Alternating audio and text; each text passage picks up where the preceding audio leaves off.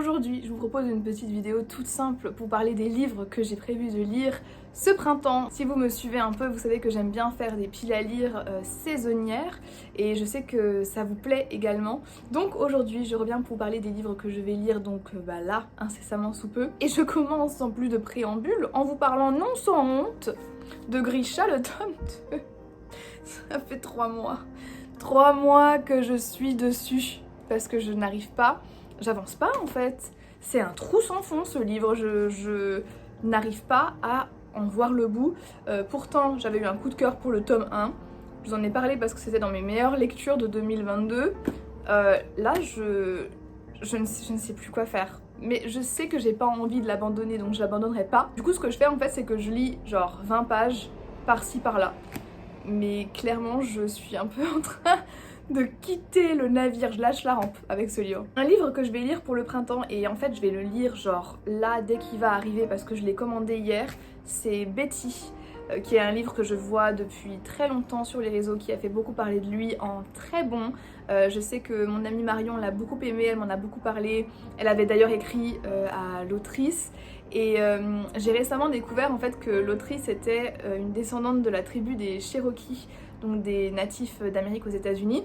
Et du coup ça m'a donné encore plus envie de découvrir ce livre qui va parler justement visiblement de la vie d'une petite fille qui a des origines de natifs d'Amérique. Je suis pas très fan de l'expression indien d'Amérique, donc je vais utiliser un truc très anglophone et dire natif d'Amérique. Et bref, j'ai vu beaucoup de belles choses sur ce livre, je sais que c'est un pavé. C'est très rare que je fasse ça en fait, que je commande un livre et que je le lise dans la foulée, mais là clairement je le reçois demain et je pense que je vais me plonger dedans, en tout cas c'est ce que j'ai envie de faire. Donc n'hésitez pas à me dire si vous l'avez lu et si vous l'avez apprécié aussi, parce que clairement je n'ai vu que des bonnes choses. Un livre que je suis en train de lire actuellement, mais là aussi c'est un truc que je lis pas genre en continu et que dès que j'ai 15 minutes genre je me plonge dedans, c'est The Secret de Rhonda Byrne. C'est un livre en fait que j'avais choisi à la librairie sans vraiment savoir ce que c'était, mais j'avais été intriguée comme peut-être vous l'êtes maintenant par la couverture. Voilà, et qu'est-ce que c'est ce secret dont on parle. Mais du coup en fait ça parle de la loi de l'attraction. Vous savez, on en a beaucoup entendu parler de ça sur TikTok notamment. Peut-être à outrance, il s'agirait de doser je pense. Je sais pas si j'y crois à 100%, mais j'aime bien l'agentivité que l'on donne aux gens avec cette loi. C'est-à-dire que vous avez en réalité un pouvoir sur vos désirs, sur vos souhaits et sur votre réalité. En fait, vous pouvez créer votre réalité, ça me plaît. Donc j'ai commencé à lire, je sais pas, je vous en parlerai bientôt, mais en tout cas, du coup, il fait partie de ma pile à lire. On va changer d'ambiance, on change d'ambiance avec le tome 1 du Souffle de Midas de Alison Germain, qui est donc Lily Bookin sur les réseaux. J'ai décidé de le lire cette saison, ce printemps, parce qu'il est... Je pense qu'il va se lire très vite et que j'avais envie de découvrir un petit peu les écrits des booktubeuses et des booktubeurs. Et donc je commence avec Alison Germain parce que je la suis depuis très longtemps sur Booktube. Ça a été une des premières filles dont je regardais les vidéos. Je regarde toujours ses vidéos même si elle poste moins. Et j'aime bien l'énergie qu'elle dégage, elle est très douce. L'opposé de moi, mais très douce. Et j'avoue que cette réécriture de la mythologie grecque m'intrigue beaucoup, donc on verra ce que ça donne. J'ai envie de fantasy en ce moment, j'avoue que ça fait assez longtemps que j'en ai pas lu, enfin la vraie heroic fantasy. Alors là je pense pas qu'on puisse parler de heroic fantasy, mais on est définitivement dans la fantasy puisqu'il s'agit de Déraciné de Naomi Novik, un livre dont j'avais entendu parler par le biais d'une copine sur Insta qui avait fait une brève chronique où on parle d'un village, donc le village de Vernik, qui est protégé par des bois. Et en fait c'est une sorte de forêt maléfique dans laquelle se trouve un dragon.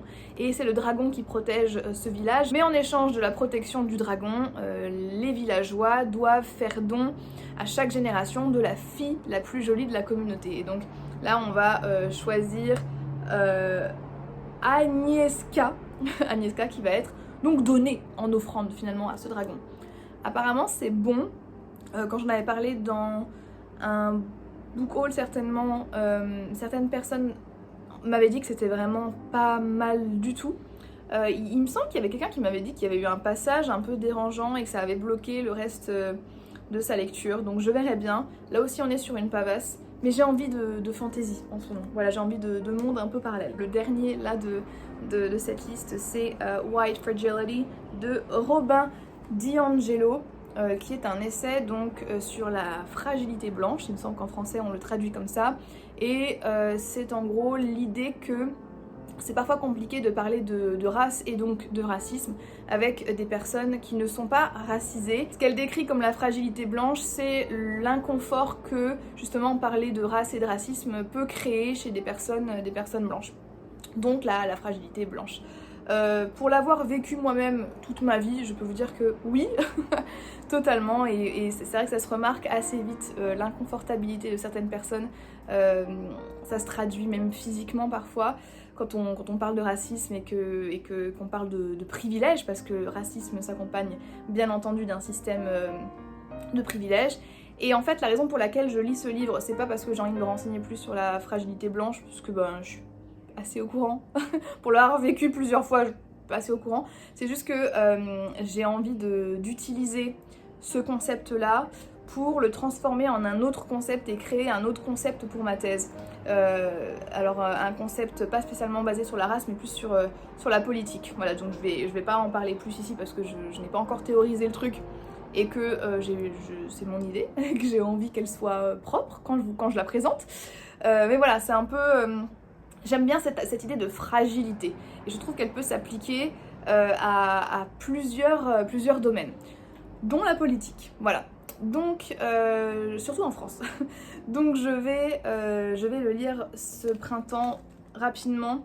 Je pense pas que je vais apprendre 1000 trucs.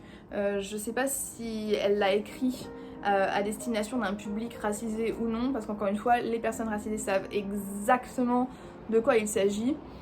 Donc mais bon, on verra bien, dans tous les cas je vous en reparlerai. Et voilà, c'est fini. Alors oui, effectivement c'était une vidéo hyper expéditive, mais encore une fois je ne suis pas fan du fait de vous présenter des piles à lire à rallonge juste pour avoir une longue vidéo, ou alors juste pour vous présenter des livres alors que je sais pertinemment que je ne les lirai pas. Là je pense sincèrement que je vais lire ces livres. À chaque fois je dis ça, mais de toute façon vous le verrez bien, dans les bilans lecture. Surprise! Quoi qu'il en soit, si vous avez lu ces livres, n'hésitez pas à me le dire dans les commentaires. N'hésitez pas à me dire quelle est votre palle du printemps. On y est bientôt, on y est presque au printemps. On tient bon.